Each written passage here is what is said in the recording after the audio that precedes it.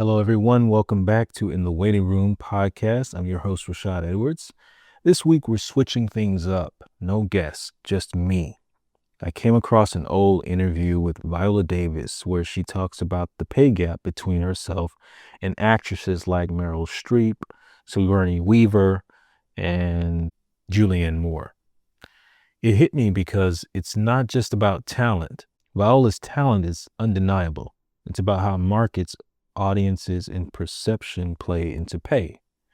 So today I want to have a little fun and break this down with some basic economics using ideas I've been digging into from Thomas Sowell. These points really explain why the industry values people the way it does and why actors, no matter how brilliant, aren't always compensated in proportion to their skill. We're talking supply, demand, and the economics of Hollywood in plain language for actors who want to understand the business side of their craft. First of all, here's the clip. Take a listen. The Oscar, I got the Emmy, I got the 2 Tonys. I've done Broadway, I've done off-Broadway, I've done TV, I've done film, I've done all of it. I have a career that's probably comparable to Meryl Streep, Julianne Moore, Sigourney Weaver. They all came out of Yale. They came out of Juilliard. They came out of NYU. They had the same path as me, and yet I am nowhere near that. Not as far as money, not as far as job opportunities, nowhere close to it. But I have to get on that phone and people say, "You're a black Meryl Streep. There is no one like you." Okay, then if there's no one like me, think I'm that, you pay me what I'm worth. You give me what I'm worth.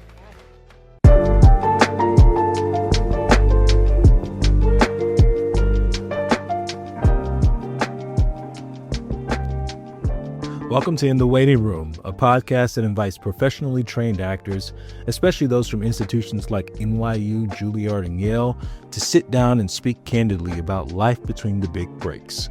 It's a space for honest conversations about faith, craft, career, family, failure, identity, reinvention, and the quiet resilience it takes to keep showing up when the spotlight dims. This podcast was born out of my personal journey from a troubled high schooler finding purpose in theater, to a discouraged undergrad who nearly quit acting, to a seasoned NYU trained performer who's booked meaningful roles, but still finds himself in the waiting room of the industry.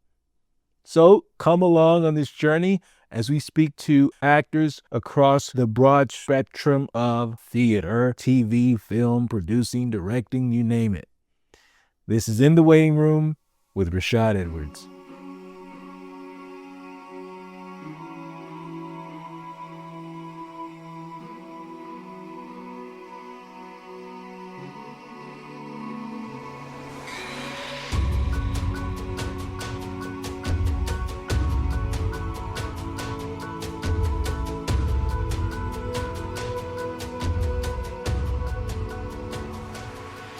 Right, so you heard it. Viola Davis has argued that she deserves pay on par with white actresses like Meryl Streep, giving her similar training and awards. First, let me say that Mrs. Davis is an extraordinarily talented actress. She goes hard. We all know that. Snot, tears, everything. She's a force. There's no dispute about her training or her work. There's no dispute about her training or her awards. She has stellar credentials, but in a market economy, credentials are not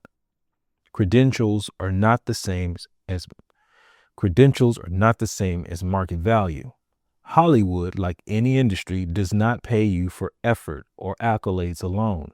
It pays you for the revenue you can generate. To put it bluntly, the consumer decides your worth, not your resume. An actor's pay is essentially a function of how many people will buy tickets or subscriptions to watch them. This is supply and demand, not an egalitarian reward system for talent. Now, Ms. Davis compares herself to Meryl Streep or Sigourney Weaver. True, they all attended elite drama schools, Yale, Juilliard, etc., and have earned Oscars and acclaim. But we have to ask, do they draw the same audience? The data suggests not. Consider box office track records. Meryl Streep's films have grossed over $2 billion at the domestic box office, with global hits like Mamma Mia bringing in $600 million plus worldwide. Sigourney Weaver has been a headliner in blockbuster franchises. She was in Avatar, the highest grossing film of all time, with about 2.9 billion global gross. And she made her name with Alien and Ghostbusters decades ago. These actresses became household names worldwide, which greatly enhanced their marketability. Their very presence can greenlight a project because international audiences recognize them. Viola Davis, for all her talent, has had fewer leading roles in that kind of global blockbuster. One of her biggest box office successes was a part of an ensemble in Suicide Squad in 2016, which grossed roughly $749 million worldwide. That's impressive, but still only a fraction of an Avatar or even a Jurassic Park sequel that Julianne Moore starred in. The Lost World made over 618 million in 1997. Moreover, Miss Davis often excelled in dramas like Fences or Widows, critically acclaimed films, but not 500 million global blockbusters. The reality is that pay in Hollywood correlates less with awards and more with box office draw. Many actors with no Oscars command huge paychecks because audiences flock to see them. Conversely, many Oscar-winning actors of any race appear in art house films that earn modestly, and their pay reflects that limited commercial impact. Okay, here's the other thing. Davis points out that she's often called the Black Meryl Streep, yet paid far less. She suggests this disparity is due to racial bias. Essentially, that studios don't value Black actresses equally. How does supply and demand address that? Well, we have to consider multiple factors. Demand, for a start, is shaped by audience preferences, which can indeed be influenced by cultural biases, and supply of similar talent. If Hollywood truly were underrating Miss Davis despite her ability to sell tickets, that would present a profit opportunity for someone. A studio could hire this undervalued actress as a bargain and reap the rewards at the box office. It's analogous to an underpriced stock. If she really could deliver Meryl Streep level revenue at 1/10 the salary, any rational producer would seize that arbitrage. The fact that her pay remains lower suggests one of two things. Either the industry is collectively failing to act in its own financial interest due to bias, or her name simply doesn't yet put as many paying customers in seats as Streep or a Bullock or a Roberts might. I suspect it's a bit of both. Historically, Black actresses have been undervalued and given fewer high-profile opportunities. That's the supply side problem. Fewer starring vehicles to build a box office track record. Studios long believed that films with Black leads don't translate overseas, a claim which data has increasingly disproven. One study found that movies with 31 to 40% minority cast had the highest global box office averages in 2022. So yes, there have been self-fulfilling biases limiting Black actresses' exposure. That's changing now, albeit slowly. But even setting aside overt bias, consumer behavior matters. Actors are not interchangeable commodities. Each has a unique brand. Meryl Streep spent decades cultivating an audience that will see a movie just because she's in it. That kind of reputation, butts in seats power, is what studios bank on. It's not about who deserves more in a cosmic sense. It's about who commands more demand. As Sowell often says, the real minimum wage is zero, meaning if you price yourself beyond what the market will pay, you simply won't get the job. Simply, an actor's economic worth is set by what distributors, advertisers, and audiences are willing to pay for their presence, not by the number of trophies on their shelf. So, am I saying that the gap is driven by revenue, not racism or sexism? I'm saying the earnings gap in Hollywood has many layers. Certainly, there are troubling statistics. For example, female stars on average earn about $1.1 million less per film than male stars, even after controlling for factors like prior success. And Black women in Hollywood reportedly earn about 64 cents on the dollar compared to white male actors. Those figures hint at biases or structural issues beyond pure market output. However, before leaping to a simplistic explanation, Sowell's approach is to ask hard questions and look at all the data. How much of that gap is because, say, big budget action franchises, which pay megabucks, have historically cast white male leads? That's a market pattern which produces a racial/gender pay gap indirectly. It doesn't require each producer to be sitting in a room plotting, let's underplay black women. It might be the outcome of legacy practices and assumptions about what audiences want. For instance, action blockbusters, a major salary driver, only recently started to feature women and minorities as leads in significant numbers. If Viola Davis predominantly works in genres that traditionally have lower budgets or smaller audiences, like prestige dramas, the salary pool is smaller from the start. Meanwhile, a lesser trained actor who lands a Marvel superhero role might earn more in one film than a veteran stage actress earns in a year, not because of fairness, but because superheroes sell tickets. The credentials versus demand difference is stark. Audiences reward entertainment value, not resumes. I note that the product an actor offers is their ability to attract viewers. Awards are like certificates of excellence, but dollars follow popularity and reach. Davis calls for solidarity and change, effectively asking Hollywood to pay black women what they're worth. Let's examine that. Now, worth can be a tricky word. There's personal worth, there's social worth, and then there's market worth. In market terms, worth is simply what someone is willing to pay you for your services. It's not determined by committees or sentiment. When I'm pricing out a pest control job and I give a quote to a client, if they find that those services are worth the quote, then I will get hired for the services. If not, that's not my client.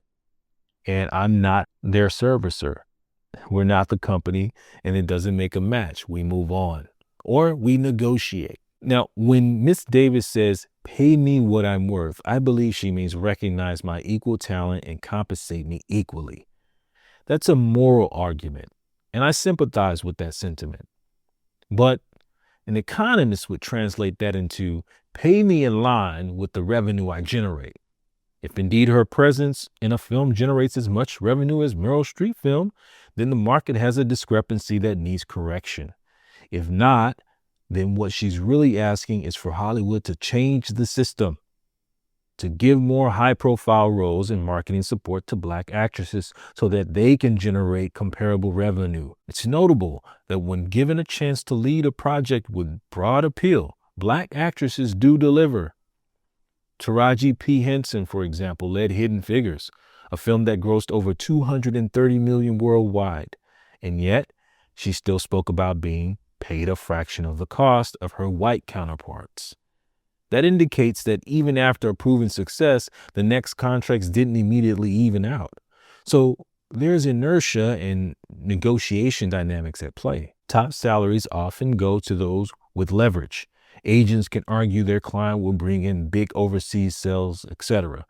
If historically only a few black actresses have been in that position, it takes time and perhaps some proactive fairness by studios to shift.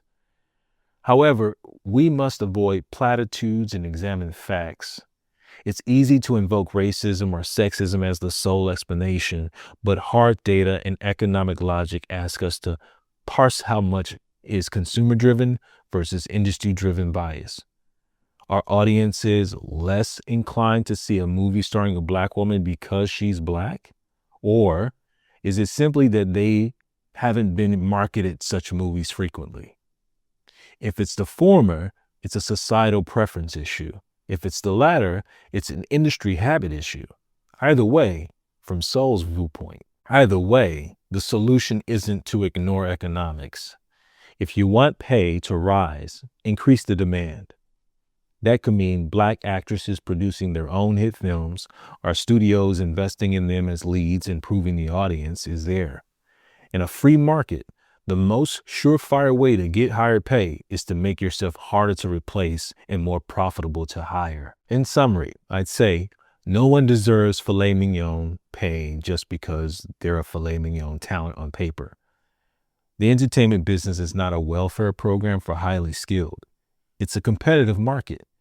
If Miss Davis truly matches the drawing power of the white actresses she named, then Hollywood's current pay practices aren't merely unfair, they're economically irrational, leaving money on the table. If that's the case, I'd expect market forces eventually to correct it. Some producer will capitalize on her underutilized star power. On the other hand, if the discrepancy comes from differences in audience draw or genre constraints, then the remedy is not a moral commandment, but a strategic change, expanding the kinds of projects and roles available to someone like her, and improving her bankability in dollars and cents. We should acknowledge progress. The fact that we're even having this conversation shows how far things have come. Decades ago, Black women in Hollywood had almost no chance at leading roles, let alone equal pay. Today, we have Viola Davis, an international star, demanding her due. And she's right to demand it, but the mechanism to achieve it will be audience-driven success. Emotionally, I agree with her. She is as good as any actress out there. Economically, the challenge is ensuring that talent translates into revenue. As a cultural observer, I'd encourage looking at empirical evidence, track records, earnings data, and consumer behavior. Remove the emotion and ask, what's actually determining these pay rates? When you do that, you see it's largely a matter of who puts viewers in seats and subscriptions on streaming accounts. Change that reality or demonstrate that it's already untrue, and the pay will follow. In the end, the market doesn't pay you for what you've done in the past. Awards, training. It pays for what value you can bring in the present and future. Hollywood is no exception. It may not feel just from an artist's standpoint, but it's how the economics of show business work. And any lasting solution to pay disparity will have to work with those market forces, not merely against them. Viola Davis reminded us that talent alone doesn't guarantee equal pay, and Thomas Sowell reminds us why. Markets don't reward fairness, they reward demand, perception, and incentives. It may not feel good, but understanding those realities gives us power. Because as actors, the more we know about the economics of Hollywood, the better we can navigate it without losing our sense of purpose or love for the craft. Thank you for spending this time with me in the waiting room. No guest this week, but I hope this gave you something to think about, whether you're in the audition room, on set, or just reflecting on your own journey. Until next time, keep showing up, keep preparing, and remember, what we do in the waiting matters. This is good, bro. Yeah.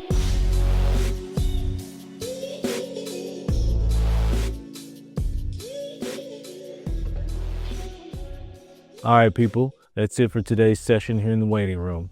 If you got something out of this conversation and you find value in this content, whether it made you laugh, think, or take notes, don't just keep it to yourself.